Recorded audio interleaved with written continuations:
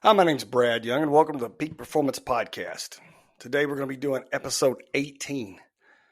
We're going to be looking at breaking through the limits of sports psychology. Sports psychology is it's a tricky topic. It's so close to self-development, it's unbelievable, and people don't realize that. When I wrote The Power of Positivity, Transforming Coaches and Athletes for Unmatched Success, become a number one bestseller.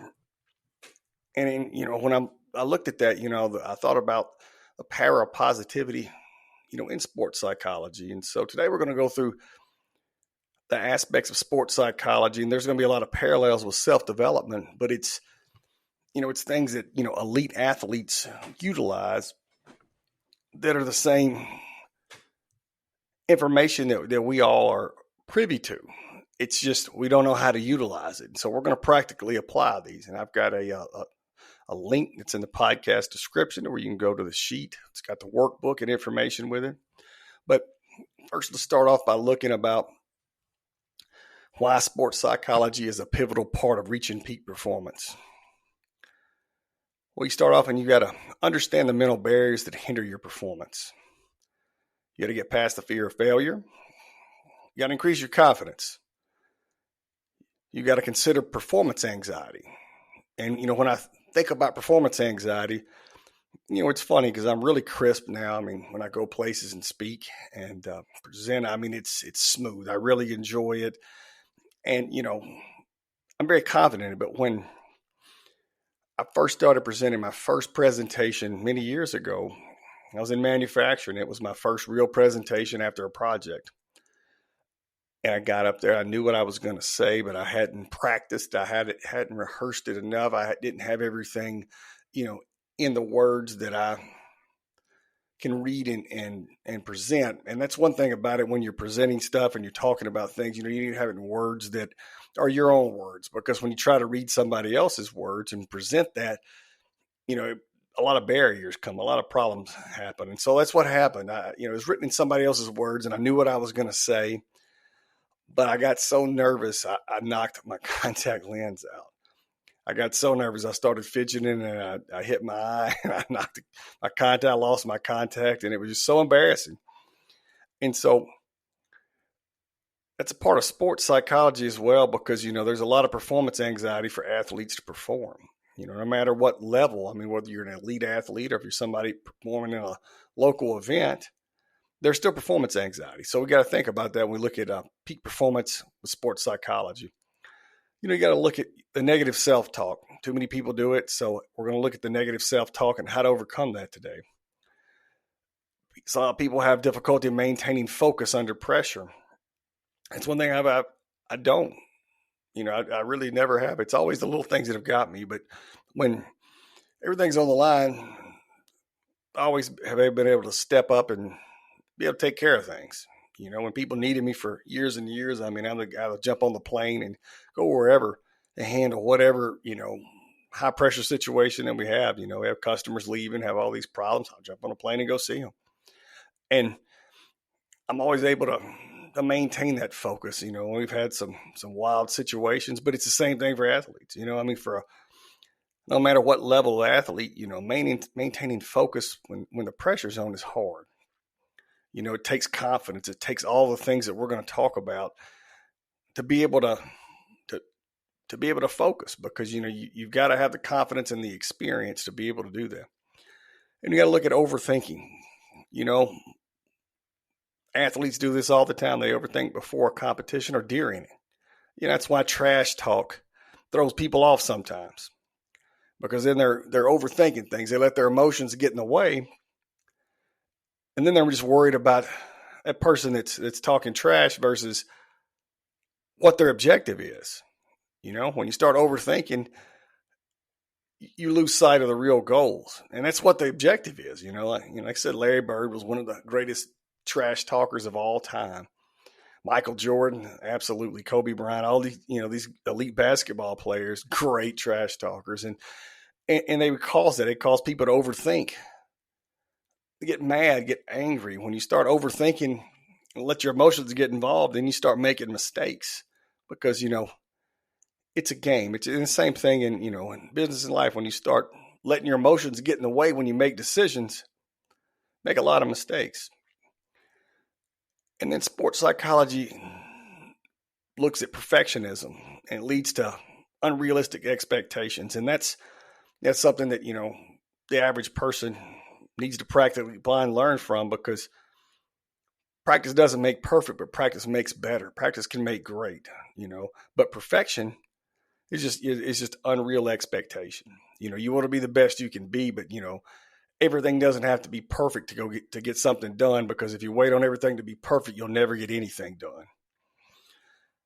Fear of judgment, and that happens a lot. Athletes and people both, react to the boos and, people saying just crazy, terrible things from them from the stands. And I mean, it's bad. It's really bad, but I mean, you got to get over it. You got to get over that fear of judgment, and you got to be able to overcome the obstacles. And that's where people, they fail all the time. They can't be resilient when the obstacles get in their way.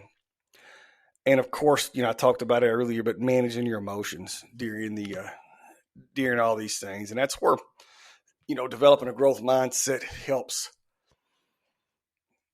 grow and be able to overcome those things. And so see, now that we've looked at sports psychology, we've looked at the reasons that it's linked to peak performance. Now let's look at what is sports psychology.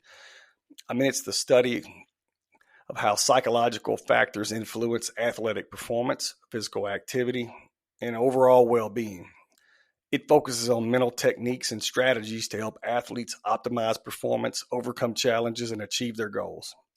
That all sounds familiar because that's the same thing in self-development. It's just prioritized towards an athlete, but you can utilize and practically apply these things, whether you're a weekend warrior, you're somebody that's, want to become a better athlete, or an average person out there that wants to utilize the techniques to improve their life. And so, one of the things is we look at some common myths. Here's some common myths about sports psychology. One myth is it's only for professional athletes, which is nonsense. I mean, you can utilize everything in here in your personal life, like I said, for any kind of weekend warrior activities, etc. Mental training isn't as important as physical training, and that's complete nonsense. All the greats, all the all-time greats, spend almost as much time mentally training, rehearsing, visualizing success as they do physical training, because it's the mental edge that gets them past and, helps them go on to become great. Seeking help from a psychologist, a sports psychologist, means that you're mentally weak. And that's definitely not true. That means that you understand that you need help and you need to, somebody to talk to about these things. Because whether it's a psychologist in life or a psychologist in sports, I mean, you're not mentally weak. You just, you actually are stronger because you realize that you need help, or at least need somebody to talk to make sure you're on the right track. So when we think about this, those are some common myths, but, studies have shown that amateur athletes who adapt sports psychology techniques experience performance improvements comparable to those of professionals. So when they an amateur athlete adapts the sports psychology techniques, they get performance enhancements comparable to those of professionals. Unbelievable. Research highlights that mental training can enhance focus, consistency, and resilience, often yielding similar or greater performance gains than physical training alone. See, all these things are going to connect as we continue to go through here. When you consult a sports psychologist, it's associated with mental strength, strategic self-improvement. And so many, great athletes prioritize their mental health and their preparation. I mean, it's all about the preparation. When you look at the elite military units, it's the same thing. It's all about that preparation. And so if we don't prepare for anything, we're never ready. We have to practice. Something I always disliked is practice. I like to play, but I hate practicing. But I've had to change that over time and really practice a lot. And so we got to practice to get better. But scientific evidence supports that visualization and mindfulness practices reduce anxiety, they improve your concentration, and they boost your performance outcomes. So when you visualize success, you visualize what you're going to do next. You can see yourself, going across the finish line. You can see the struggles through. When you visualize it, you can make it real a lot easier if you don't than if you don't. So, think about those things. So when we look at some key techniques and strategies, we just got through talking about visualization and mental rehearsal.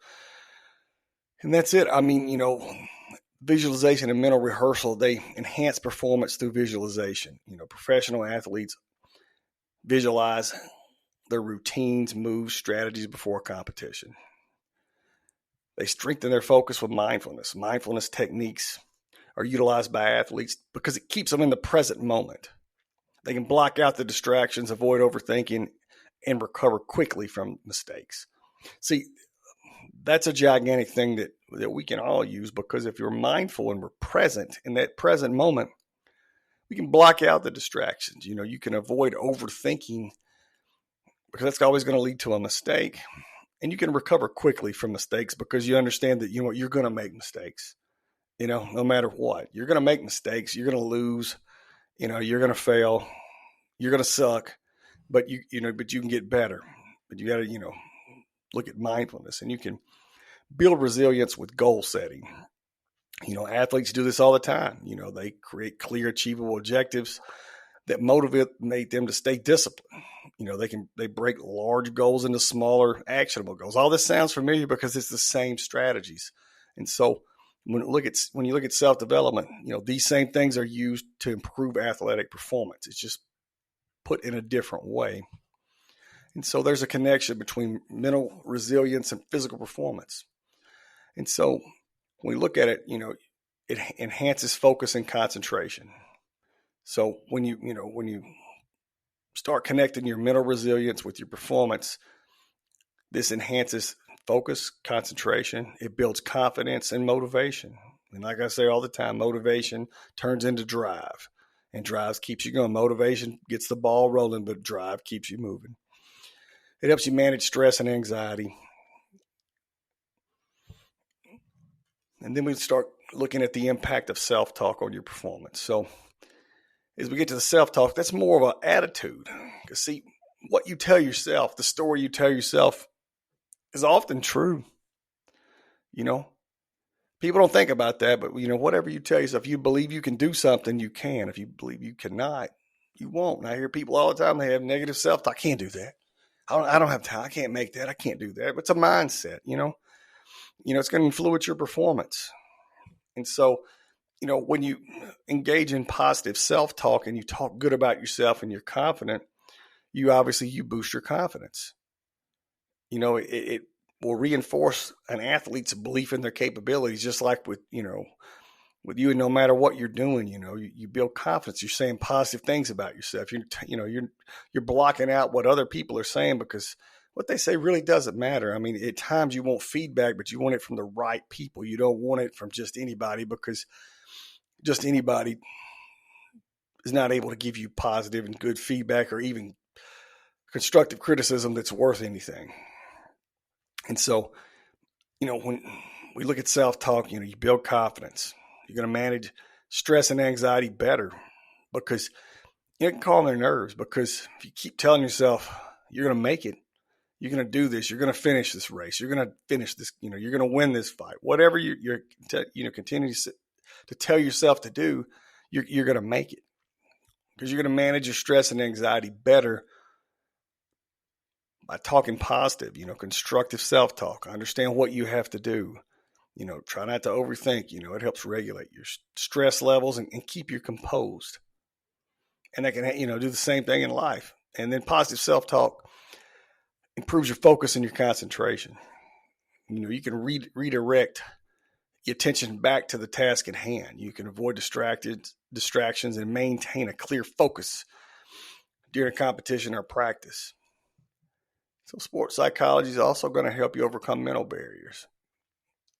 You got to identify and address limiting beliefs.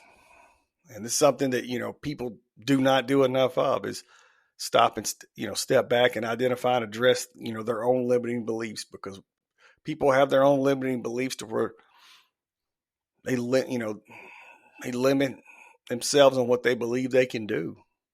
They get into a position. I know too many people, they get into a position, into a rut, and those limiting beliefs are not going to happen. And it happens with athletes all the time too. They're going up against a great team, with great players at every position. And they don't believe they can beat them, but you see, like in the NCAA tournament that's happening in March Madness, you see all kinds of upsets because they believe they can do it. They overcome those limiting beliefs. These small schools, beat these, mega power schools. They beat your historically top 5, top 10 teams every year. There's always some small team that comes and goes on a run in the NCAA basketball tournament and just shocks everybody. That's why you don't see perfect brackets. That's why they offer all that money, because there's always somebody that sports psychology really matters, because you've got a small basketball school versus a powerhouse with huge NIL capabilities versus a small school. And we've seen it happen, so many times. And so, they identify, they overcome those limiting beliefs. And so when you start looking at your mental barriers, you got to also recognize negative thought patterns. You got to challenge your limiting beliefs. You got to look at the validity of what belief that you're even believing about yourself. That's something that, people have to really do in life, but in sports, obviously, is, challenge that belief. When you start saying negative things or not thinking things through, challenge it, find out if it's true or not. You got to frame your mindset. You got to replace the negative belief with a positive and empowering perspective. You reframe your mindset. These mental barriers, you can reframe that mindset and change the way you think. Set realistic goals. You break everything down, and it's not that difficult, and you can prove every belief that you have about yourself that's negative wrong. It's kind of like this, when you see a quarterback throw an interception in football. All right, what's the first thing that they do when they come back out? You run the ball, you throw short passes, you try to get them back into rhythm, because you don't want that, you don't want their confidence getting completely shot, because with a quarterback, a lot of times, if they throw one interception, they may end up throwing 2, 3, 4 interceptions, because their mindset gets off. They got to reframe it. And so when you set realistic goals when they go back out, you don't automatically go take a deep shot down the field, take a chance at throwing another pick. You break everything down, and you make it into achievable goals. It builds confidence. And so when we think about mental barriers, Michael Jordan is somebody that broke through so many mental barriers. He wasn't the biggest, he wasn't the most talented, but he was absolutely the hardest worker, and he's the greatest basketball player I've ever seen play. He was absolutely unbelievable. But the thing about overcoming these things, he missed over 9,000 shots in his career. 9,000 shots. But it's about the ones that you made. And through his legendary career, he missed 26 game-winning shots. Yeah, he missed 26 game-winning shots, but he also converted 25 game-winning shots in the most critical, crucial moments. Michael Jordan's a legend. I've never seen anybody dominate a game like Michael Jordan, just take over a game. And it was this, that was his psychological, mentality. He was the hardest worker. There's so many stories about him. I worked out before and after the game. Even after, the season's over, as soon as the game is over, he's back working out right after. He didn't take any days off because he's got to get better for next year. But when you think about somebody that is able to overcome those mental barriers, it's Michael Jordan, because he missed 9,000 shots, but he made a whole lot more than he missed. He missed 26 game-winning shots. man, that's 26 losses right there. But you know what? He had the courage to take those shots. But that's why he also hit 25 game winning shots over the years. And so, as we continue to look at sports psychology, and how it can apply, you got to build a winning mindset. And so when we look at building a winning mindset, we look at discipline and consistency. And these are things that I see in the gym and I see in other areas that, people lack. They lack. And the same thing in sports. I mean, you got to be disciplined and consistent. People that are consistent that I see that are consistent, they always make continual improvements. You can always see how disciplined they are based on their diet, their performance. You can tell when somebody's not, been around for a little while because you can tell. They look like they have not remained disciplined. Same thing with me. I mean, same with everybody. And so we all have to learn from that. But what elite athletes do is they practice regularly. I mean, when you look at it, being consistent to practice and improve your skills improves muscle memory. According to psychological science, individuals who practice a skill for 10,000 hours can achieve mastery. And that's through discipline and effort. And that is a common rule. The 10,000 hour rule is common, and this, it was a study in psychological science. It's peer reviewed. And so we know there's a lot, a ton of research that's put into that. And so, it takes 10,000 hours to master a skill.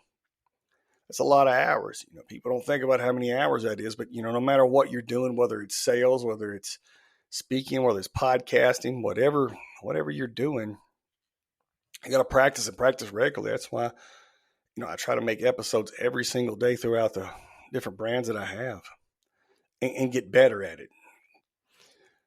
Set clear goals. And it seemed like that would be common sense, but common sense isn't common. And so, people who write down their goals are 42% more likely to achieve them. And that was a study by Dr. Gail Matthews. 42% more likely if you write them down. I try to write them down every single day of what I need to accomplish. Get that, write them down. I mean, I've got long-term and other goals, but every day I write down whatever goals is to make. Like today was going to be make X amount of podcasts. I had to work out so much. I had to do some personal things. I had so much time allocated to do all these things. And, I'm achieving. I'm still working on them. It's late in the day, and I couldn't make podcasts earlier because of all the crazy weather we had. It was so loud. Couldn't do it even in a soundproof room. It's still not enough. But, set those clear goals. If you write down your goals, you're gonna achieve them. Elite athletes will tell you the same thing. And then developing a growth mindset. I talked about it earlier, but what a growth mindset does, it encourages you to learn from failure, and you'll strive for improvement. When you look at students with the growth mindset, they outperform their peers because they view challenges as opportunities. And this demonstrates the critical role of adaptability and resilience. A growth mindset's so important. The great athletes do this. I mean, the top high-level performers, no matter what you do, they have to have a growth mindset. They got to want to get better. They want to learn from their failures and their mistakes. People that just quit when they make a mistake, they'll always be a quitter. You got to always remember that. And so as we continue to finish, as we get ready to finish this up, I mean, got to cultivate confidence and optimism, and so we look at athletes, especially on the elite level. When you build that winning mindset, you got to cultivate confidence and optimism. You got to focus on your past achievements. That gives you confidence. When you think about, okay, I really killed it the other day.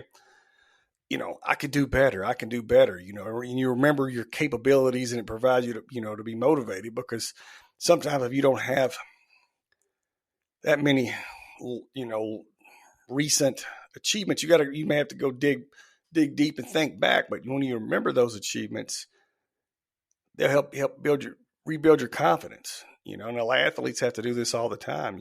They practice that self-talk that we're talking about. You got to change what you're saying about yourself. I can do this. I can make it.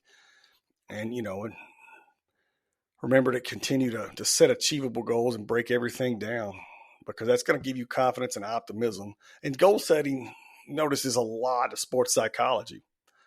setting goals and achieving them. But it's, they're always going to be attainable, small, short, attainable. Yeah, you want to win a championship, but you know what? You got to do the small things right before you can do the big things right. And that's what all the greats know. And so when you look at how mindset influences long-term success, in a professional setting, employees with a growth mindset exhibit greater adaptability, creativity, and leader potential because they learn from their failures. They don't quit. They don't get frustrated every time, one thing goes wrong. This makes them better equipped for long-term career growth. And so when you look at, people, that should be an interview question, that should be an evaluation to look at their growth mindset capabilities when you hire somebody. If you're looking for leaders, you want to see who's got that growth mindset, how they adapted from mistakes, because that tells everything, because you're going to make mistakes. Whether it's athletics, business, anything that you go to, you're going to make mistakes. And so it's how you're going to be adaptable, how you're going to adapt from those mistakes. But, everything in the research and the information shows that the importance of fostering a positive and adaptable mindset to achieve sustained success over time. And so lastly, we're going to look at psychological tools to conquer fear and self-doubt. And again, there's a link in the podcast description where you can fill out, understand yourself more, look at sports psychology and how you can utilize it, for your sports performance, but also for your life performance. And so here's some tools to help conquer fear and self-doubt. Practice mindfulness and meditation. And that's going to keep you present. That's one thing that when people hear mindfulness and meditation, they think about somebody crossing their legs, sitting in a corner somewhere, chanting something, but that's not it. It's keeping present, being present where you're at, because there's too many times I talk to people and they're not present where they're at. They're thinking about, their problems. They're thinking about something completely different than what we're talking about. They're not present at all, or like when people are, are playing on their phone when you're trying to talk to them. I mean, that's horrible. Don't ever hire people if they're playing on their phone. The interview, don't talk to them. You need to hire somebody else. But, another tool is to use positive affirmations. And that's going to help you challenge and replace limiting beliefs. And when you're saying positive, good things about yourself and you write it down, the good things that you do, your past achievements and things, it's going to continue to give you confidence to know you can keep growing, because as soon as you believe you can't do something, you won't. Keep a journal, track your fears, your triggers, and progress over time, because you're going to have fears. You're going to have self-doubt every day. If you're growing and doing anything, you're going to have all those things. But keep a journal, you write these things down and make sure you see, look at your progress over time, and break your tasks down into manageable steps. And that's where, just like training for an athletic competition, you have to break everything down into manageable steps to train for it. No matter how large of an event it is, you've still got to get it into manageable steps. You can't just go out from day one 100% full blast. You'll never make it. You'll hurt yourself. You'll never, ever make it. And, and that's what elite athletes do. That's what, when you look at sports psychology, I mean, those manageable steps to get back into shape, because a lot of athletes in the off season, they get way out of shape. They don't, utilize the discipline that they should. And so then their fear is not being in shape for camp, all the self-doubt. So you got to break these things, in a manageable task. If you're 50 pounds overweight, you got to figure out how you can realistically, get back into playing shape before the season starts and not go on like some kind of crash yo-yo diet, because it's going to fail. You're not going to perform because you're an athlete. You need nutrition. You can't be starving yourself. And it's like an Army recruiter that I knew pretty well. I used to talk to him all the time, and he would try to cut weight at the last minute. and he had to pass a physical test, which he could pass. He could pass his PT every year, but it was the weight issue. And I mean, he would be like 40 or 50 pounds over what he had to be. And he would, I mean, just, it was crazy. He would get in the sauna for like hours and hours and sleep in there and do all these things. And he would dehydrate himself so bad. And I kept saying, I said, man, I mean, you continue on with this. I said, it's gonna kill you one day. I said, or get close. I said, you're gonna pass out in here. You cannot sit in here this many hours. And all you're doing is just cutting water. I said, you gotta, you gotta train earlier. I was like, you got a big responsibility. And then one day I come in and the ambulance was out there, and of course they were hauling him off, and I mean he almost died. But he didn't take it and turn it into manageable steps. He just would wait to the last minute.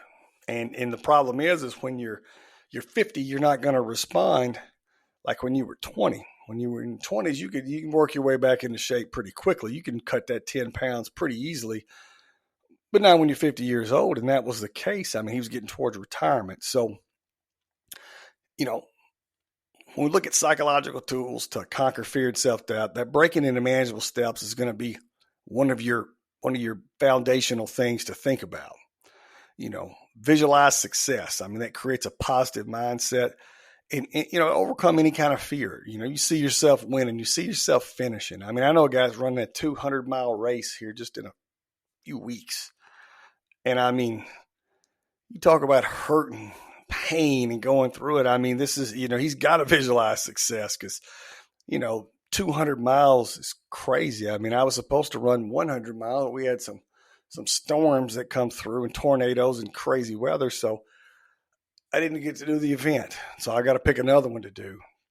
And I that was going to be ridiculous, 100 miles in 24 hours, but I was going to do it.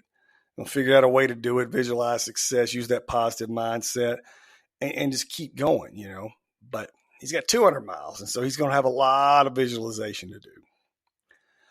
And then reframe failure as learning, as a learning opportunity. I mean, that's how you create that positive output to conquer fear and self-doubt. You got to reframe the failure as an opportunity to grow. And so here's some techniques that are used by elite athletes to achieve excellence. It's a lot of the same things that we've talked about, just in a little bit different manner, but they utilize visualization and mental imagery. This enhances their concentration, their focus, builds confidence. They utilize goal setting, just like we've been talking about, break things down. They stay present with mindfulness. They practice positive self-talk. They have consistent routines and discipline. See, and that's something we've talked about but not talked about enough, is that consistency in your routine and your discipline. I mean, when you're working that hard to train for whatever event it is, you need to be consistent. You got to have a consistent routine, a consistent sleep pattern. All those things are going to matter, and have discipline. They focus on recovery. And so I talk about that a lot in the Peak Performance podcast because, recovery is where everything's at. I mean, being able to recover from all the things you do to your body, have the, proper rest, have the proper nutrition, have the right machines, have the right equipment for recovery. Because you got to focus on that, because you've got to be able to recover, because if you don't, your physical and mental health will downgrade. But elite athletes focus on that. It's structured in their training program.